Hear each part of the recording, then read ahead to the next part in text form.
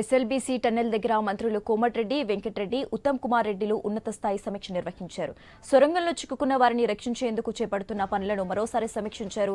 లోపల ఉన్న వారిని తీసుకురావడంపై ఆధునిక టెక్నాలజీని ఉపయోగిస్తున్నారు. ఢిల్లీ నుంచి సీఎం రేవంత్ రెడ్డి ఆదేశాలతో ఎప్పటికప్పుడు పనుల పురోగతిని స్వయంగా చూస్తున్నారు. ఢిల్లీ నుంచి వచ్చిన ప్రత్యేక నిపుణులు ఆపరేషన్ మార్కోస్ను కొనసాగిస్తున్నారు.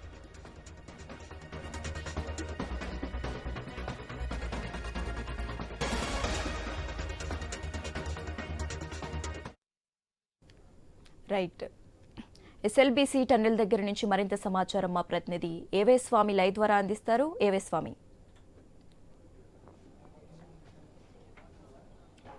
శశిరేఖ ఎస్ఎల్బీసీ టన్నెల్లో చిక్కుకుపోయినటువంటి 8 మందిని రక్షించడం కోసం ప్రభుత్వ విభాగాలను కూడా నిరంతరం కష్టపడుతూ ఉన్నాయి. ఒకవైపు ఢిల్లీలో ఉన్నటువంటి సీఎం రేవంత్ రెడ్డి సూచనల మేరకు మంత్రులు ఉత్తమ్ కుమార్ రెడ్డి, కోమటిరెడ్డి వెంకటరెడ్డి ఇక్కడే ఉన్నారు. ఉదయం వచ్చి కూడా వారంతా కూడా ఉన్నతాధికారులతో సమీక్ష సమావేశం నిర్వహించారు. మరోవైపు ప్రిన్సిపల్ సెక్రటరీలు అరవింద్ కుమార్, అదేవిధంగా ట్రాన్స్కో జెన్కో సీఎండీ ముషరఫ్ అలీ, విధంగా నాగర్ కర్నూలు కలెక్టర్తో పాటు మిగతా పోలీసు సిబ్బందితో పాటు కేంద్ర రాష్ట్ర విభాగాలకు సంబంధించిన రెస్క్యూ టీమ్ ఆపరేషన్స్ అన్ని కూడా ఇందులో పాల్గొంటూ ఉన్నాయి.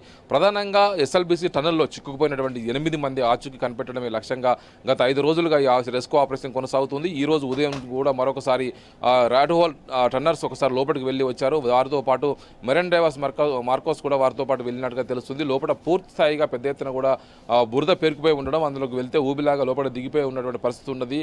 9.2 మీటర్ల వ్యాసార్థంతో ఉన్నటువంటి ఎస్ఎల్బీసీ టన్నెల్లో దాదాపుగా 6 నుంచి 7 మీటర్ల వ్యాసార్థం వరకు ఒక దశలో మొత్తం కూడా బురద వాటర్ నిండిపోయి ఉన్నటువంటి పరిస్థితి కనబడుతుంది. లోపలికి సామాన్ తీసుకెళ్లేటువంటి వ్యాగన్ ట్రైన్స్ కూడా దాదాపుగా ఒక 2-3 కిలోమీటర్ల వరకు వాటర్ ఉండడంతో కూడా అక్కడ కూడా వెళ్ళలేనిపోయే పరిస్థితి ఉన్నట్టుగా కూడా గమనించారు. దీంతోడు ఎప్పటికప్పుడు జియోలాజికల్ సర్వే ఆఫ్ ఇండియాతో పాటు మరోవైపు ఇటు ఎన్డీఆర్ఎఫ్, ఎస్డీఆర్ఎఫ్, ఇటు మిలిటరీకి సంబంధించిన రెస్క్యూ ఆపరేషన్ సిబ్బంది వారితో పాటు ఇటు మొత్తం రాడ్ హోల్ టన్నర్స్తో పాటు ఇటు సింగరేణికి సంబంధించినటువంటి రెస్క్యూ ఆపరేషన్ సిబ్బంది అంతా కూడా ఇందులో పాల్గొంటూ ఉన్నారు.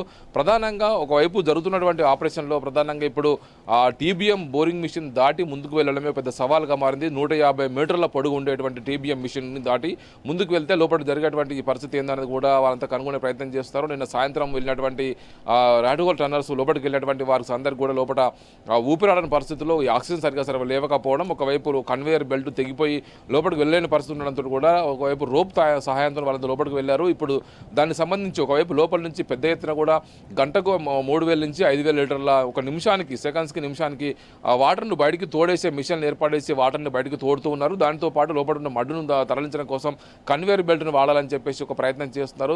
దాన్ని కూడా రిపేర్ చేసే ప్రయత్నంలో ఉన్నారు. దానికి తోడు ఇప్పుడు టీబీఎం మిషన్ కొన్ని విడిభాగాలు తొలగిస్తే లోపలికి వెళ్ళి ఏం జరిగింది, లోపల పరిస్థితి ఎలా ఉందని తెలుసుకునే ప్రయత్నం చేస్తున్నారు. నిన్న సాయంత్రం వెళ్ళినటువంటి రెస్క్యూ టీం అంతా కూడా దాదాపుగా లోపల 8 మంది చిక్కుపోయారు. 2 ఇంజనీర్లతో పాటు మిగతా 6 మంది సిబ్బందిని రక్షించడం కోసం నిరంతరం కష్టపడుతున్నారు. లోపల కఠినమైనటువంటి వాతావరణ పరిస్థితులు, లోపల కూడా పూర్తి స్థాయిగా ఆక్సిజన్ లేకపోవడం, మరోవైపు పూర్తిగా బురద మడ్డు నిండి ఉండిపోవడం కూడా కొంత ఇబ్బందికరంగా మారింది. వారి పరిస్థితి ఏ విధంగా ఉంది, వారు సజీవంగా ఉన్నారా లేదా, వారి పరిస్థితి పూర్తిగా ఒక స్పష్టత వచ్చాకనే ఇక్కడ నుంచి రెస్క్యూ ఆపరేషన్ ఏ వైపు తీసుకెళ్లాలని కూడా అంత ఆలోచిస్తూ ఉన్నారు. ఒకవైపు మెరైన్ డ్రైవర్ సంబంధించి ఒకవైపు వాళ్ళ గతంలో నీరులో కావచ్చు, ఆకాశంలో కావచ్చు, ఒకవైపు అగ్నిలో కావచ్చు, ఇలాంటి పరిస్థితుల్లో తట్టుకుని వారంతా కూడా ఆపరేషన్ నిర్వహించేటువంటి మెరైన్ మార్కోస్ని రంగంలో దింపారు. మరోవైపు ఇటు ఎలాంటి సంస్థకు సంబంధించినటువంటి ఆక్వాయి కెమెరాను ఉపయోగించి కూడా ఎంత లోతున్నప్పుడు కూడా కనిపెట్టేటువంటి ఆక్వాయి కెమెరాను తప్పించారు. నవయుగ కంపెనీ పార్టిసిపేట్ చేస్తుంది. ఇటు పనులు నిర్వహిస్తున్నటువంటి ఎస్ఎల్బీసీ టన్నెల్ పనులు నిర్వహిస్తున్నటువంటి జేపీఎక్ అసోసియేషన్ కంపెనీకి సంబంధించినటువంటి సీఎండీ కూడా ఈరోజు ఉదయం చైర్మన్ కూడా ఇక్కడికి వచ్చి పరిస్థితిని సమీక్షించి వెళ్లారు. ఒకవైపు ప్రభుత్వం, మరోవైపు వివిధ ఏజెన్సీలన్నీ కూడా దాదాపుగా 11-12 ఏజెన్సీలన్నీ కూడా ఇందులో నిమగ్నమై ఉన్నాయి. ప్రధానంగా బార్డర్ రోడ్ ఆర్గనైజేషన్ సంబంధించినటువంటి సిబ్బంది కూడా ఈరోజు ఇక్కడ చేరుకుని ఉన్నారు. ఒకవైపు మిలిటరీకి సంబంధించినటువంటి రెస్క్యూ ఆపరేషన్ సిబ్బంది కూడా ఇక్కడికి వచ్చారు. హిమాలయాల లాంటి కఠిన పరిస్థితుల్లో కూడా అనేక రకాల రోడ్లు వేసేటువంటి బార్డర్ రోడ్ ఆర్గనైజేషన్ సంస్థకు సంబంధించిన నిపుణులు కూడా ఇక్కడికి రప్పించారు. అనేక హిమాలయాల్లో కఠిన వాతావరణ పరిస్థితుల్లో కూడా అనేక చోట్ల కూడా టన్నల్స్ తవ్వి ముందుకెళ్లేటువంటి ఈ బార్డర్ రోడ్ ఆర్గనైజేషన్ సంస్థను కూడా ఇందులోకి పార్టిసిపేట్ చేసి వారి సహాయం కూడా తీసుకుంటున్నారు.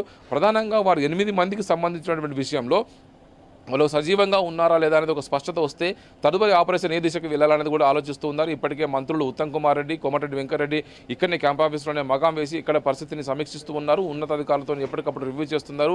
ఒకవైపు దేశవ్యాప్తంగా రీసెంట్గానే ప్రమాదం జరిగిన రోజుగానే దేశ ప్రధాని నరేంద్ర మోడీ సీఎం రేవంత్ రెడ్డితో మాట్లాడారు.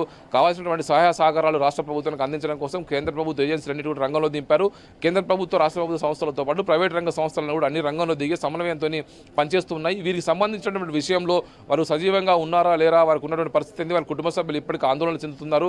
అవసరమైతే వారిని కొంత దూరం తీసుకెళ్లి లోపల ఉన్నటువంటి వ్యాగన్ల ద్వారా లోపలికి తీసుకెళ్లి ఆ పరిస్థితిని వివరించడం కోసం ఆ ప్రయత్నం చేస్తామని చెప్పేసి ఏజెన్సీ అంటున్నప్పటికీ కూడా ఇంజనీరింగ్ నిపుణులు చెప్తున్నది ఏంటంటే లోపల మొత్తం సిమెంట్ బ్లాక్స్ ఏవైతే టన్నల్కు సపోర్ట్గా వేశారో వాటి నుంచి కూడా కొంత వాటర్ లోపలికి వస్తున్నది. ప్రమాదం జరిగిన సమయంలో కొంత భూకంపం వచ్చినట్టుగా భారీ శబ్దం వచ్చి అనేక చోట్ల కూడా మట్టి పిల్లలు కూలికిపోయి వాటర్ రావడంతో కూడా పెద్ద ఎత్తున కూడా మడ్డు పెరిగిపోయింది. దీంతో దాదాపు 40-50 మంది సిబ్బంది బయటికి ప్రాణాలతో వచ్చినప్పుడు కూడా కొన్ని 8 మంది లోపల చిక్కుపోయారు. ఆ చిక్కుకుపోయిన వారిని రక్షించడం కోసం ఇప్పుడు ఇంత ఆపరేషన్ కొనసాగుతుంది. 5 రోజులు కొనసాగుతున్న ఆపరేషన్ సంబంధించి ఇంకా ఎప్పటికప్పుడు ఒక కొలిక్కి దశకు రాని పరిస్థితి ఉంది.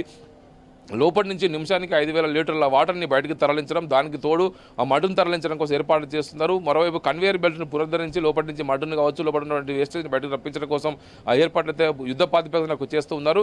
దానికి తోడు టీబీఎం బోరింగ్ మిషన్ దాటి ముందుకు వెళ్ళడం కోసం మరో ప్రయత్నం ఏం చేస్తున్నారు. దానికి సంబంధించినటువంటి పార్ట్స్ కొన్ని విడదీసి లోపలికి వెళ్ళాలనే ప్రయత్నం అయితే ఇక్కడ రెస్క్యూ టీం సిబ్బంది అయితే అదే పనిగా పనిచేస్తూ ఉన్నారు. దానికి సంబంధించి ఒక పూర్తి స్థాయి కొలిక్కి రావడం కోసం అయితే అన్ని సంవత్సరాలు కూడా సమన్వయంతో పనిచేస్తున్నాయి. శశిరేఖ.